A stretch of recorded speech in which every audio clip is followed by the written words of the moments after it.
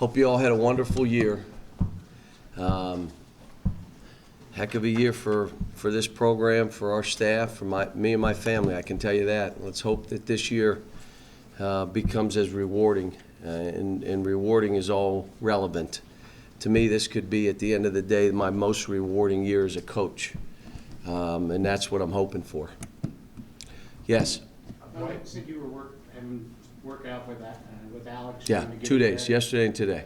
How's that going? I said, after today's practice, I told him I'm proud of you. It was a 27-minute workout. Yesterday, that 27 minutes was about 38 minutes. Today, he cut it down because he just, the mental part of being, you can't break down when you just feel that you're tired. And so anytime he breaks down, he has to go again on the stuff that we're doing. And it's all stuff relative to him that's going to help him in the games. This is what I used to do with NBA players if they were injured. I would personally work them out, and until they could get through the workout, I wouldn't let them play in a game. And then when they played in a game, they had better numbers than before they were injured, because I knew and they knew they were ready to go play. That's what I'm trying to get through to him. He was way better today than he was yesterday. I mean, it wasn't close. Now, was he all the way there? No. He's still not ready to play a game. Now we got to go in the next few days. We'll see where he goes. Then we have time before our next game, and we'll see where he goes. Ryan. Doing the same thing with Ryan and Archie prior to practice. I'm doing it at a different time with them. And then we're doing the stuff with Kyle. Got to get tougher, man. So he's doing some stuff. A lot of that is mental too. Toughness doesn't mean you're throwing elbows and tripping and biting. A lot of times it's just that you're mentally tough enough to see a loose ball with 2 minutes left in a close game, and you will dive on that floor because you're mentally tough. Or you can, like, back away. You know, there's things that this team, as individual players, has to do. Ryan said that some of the things he did with you, there are things that he's been a certain way his whole life. He's had to change those things now. Is that what you fight with guys? That there are habits that are lifetime habits? Yeah. And what's happened is, and I told him, you fought me the whole way. Now you just said, okay, it's not working my way. And he's changed, and things change. Now we got to get Alex to change. Cal's got to accept that he's got to get rougher and tougher, and it's, he's got to do it. When you talk about most rewarding it could be, can you talk about that? Yeah, when you go through a season, you don't judge it just by wins and losses. You don't judge it just by championships. You judge it by what was accomplished by a team and how far they've come. That team 2 years ago, that was a rewarding year for me. That was like, for me to walk away from that, I could say I gave every ounce of everything I had, and these kids responded, and they benefited. Not just me benefiting, they benefited. This, where we are right now, and where we could be, individual players and as a team, this could end up being my most rewarding year.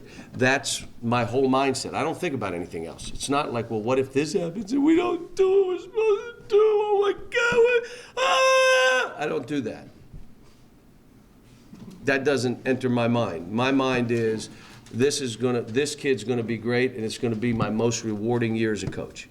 Now, I don't know what that means at the end, numbers-wise, but that's my hope. Cal, Ryan said that in his individual time with you, you're maybe a little more encouraging than on him, like in the practice. Well, here's what happens when you work with kids individually. As a head coach, you help build their confidence, because now you're working directly with them, but you also build your confidence in them. Do you know what I'm saying? And also now you're kind of invested in their success.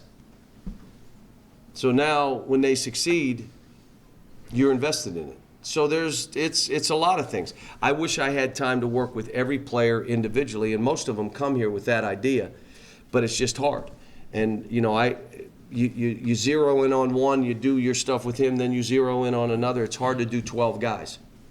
John, can you elaborate a little on just what you're doing with Alex? What's sort of drills or? It's things that are pertinent to how he plays in transition, where he catches the ball in the court and what we're trying to get him to do.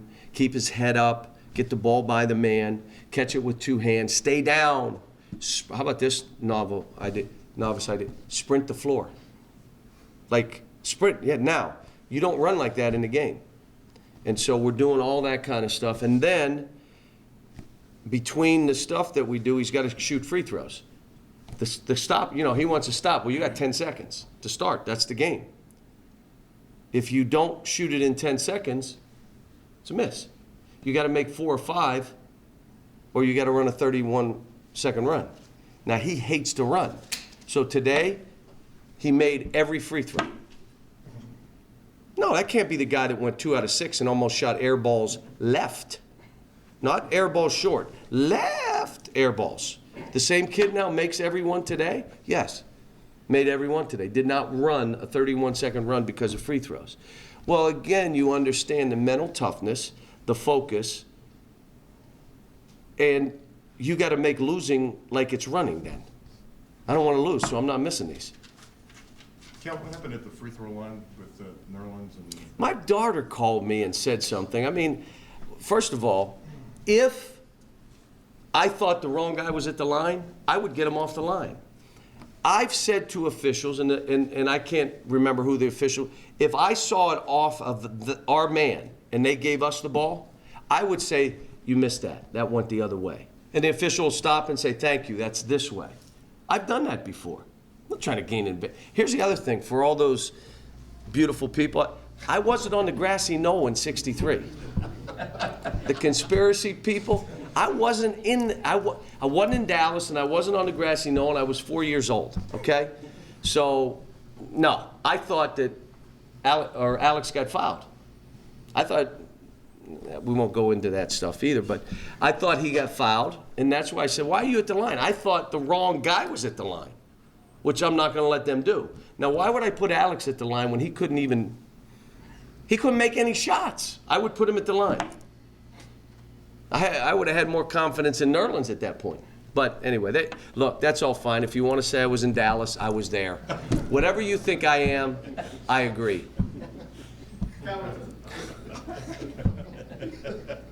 With this caliber of player that you get now, do you find that your coaching style is harder for them to take and yelling back at me? Ryan? No, it's not. It isn't. No. Here's what happens. They don't want to change. So your choice is, okay, I'll let you stay the same. How would Ryan have been if I let him stay the same? So no. Here's what happens. My job changes every year. Why would you say your job changes? Because every team I have needs something different. This team needs something different than I'm coaching different than I did a year ago. That team didn't need the things that this team needs, and this team, there's things that that team needed, this team doesn't need. So every year I coach, I have a different job. Don't you like that though? It's not boring. It would be nice having a lesson plan every year for 8 straight years, going in, knowing what my lesson plan is, go in 2 days before it starts, and just let's get going. It's the choices you make when you're trying to make this about these kids. So. Is Alex sensitive as a person? Is he sensitive to criticism, sensitive to fan? No, he's got to change his habits just like Ryan had to. The minute he changes his habits, the minute he changes his mentality of how he wants to play and how he needs to play, he'll be fine. I would say in 2 weeks, when you see him in 2 weeks, you'll say, you're seeing the change. I don't know if it'll be this week because it's just, I'm going to have 3 workouts with him. But by that next game, I think you'll start seeing a different, you'll say, wow, is he playing different? But it's not, I'm not doing anything. I'm just making him do stuff, making him change his habits, and making him think differently about how you should play the game. Willie said that Alex has more pressure on him than anybody else because of how good he can be. Is that a fair statement? I don't know. I think they all got pressure on them. Every one of them, from Ryan to Archie to Alex to Nerlens. How about Nerlens? He's supposed to be all this, that, and the other, and So playing at Kentucky, believe me, there's enough pressure on you. Willie may feel that way because there was no pressure on Willie coming in. But now what? Now that he's performed a little bit, what? There's pressure on Willie. So you know what Willie's in there doing right now? What do you think he's doing? Free throw. Really? You would think. Shocking. Happy New Year. I mean, so let me just tell you, every one of them, to play here, it's on you. So, Would you think of Willie saying that at the last game, he was sort of in between the way he used to shoot Could be. free throws and now? could be. And that's why he's in there shooting. I said you need to shoot 100 to 200 a day, and then it'll be different. Do you expect John Hood to be back? You know what? Now that you said that, I didn't see him today here at the lift. But, you know, we got somebody else we sent home today that was hacking. I said to the staff, if the dude coughs one more time, I don't want him around us. So he was hacking this morning, get him out. Just get out. I don't even know who it was. Somebody's hacking. I don't know who's hacking. Get him out. We don't need anybody else getting sick right now. Hey, John, against Duke, Alex was that beast, and he got the positive feedback of doing it and being dominant. Why did that go away? I don't know. You have to ask him. But he didn't do it the whole game. You're wrong. He did it on like 7 possessions, 8 possessions. And on those 7 or 8 possessions, he got tip back dunks. He made baskets around the goals. But the rest of the time, he reverted back to his jog, to standing up, to not getting the ball by the guy. And the question is, why is your mentality that that's okay? Where did you come up with that that's okay to be that way? If you're capable of doing this all the time, why would you not do it? So, you know, that's the whole mentality that's got to change. And it just takes time. See, the crazy thing is, in a normal situation, a normal freshman that's going to be with me for 4 years, is this really a big problem? No. No. Because, you know, I'm going to push you and try to make you better, but don't worry, next year you're going to be ridiculous. Your junior year? Oh, my. But this is this stuff is on steroids.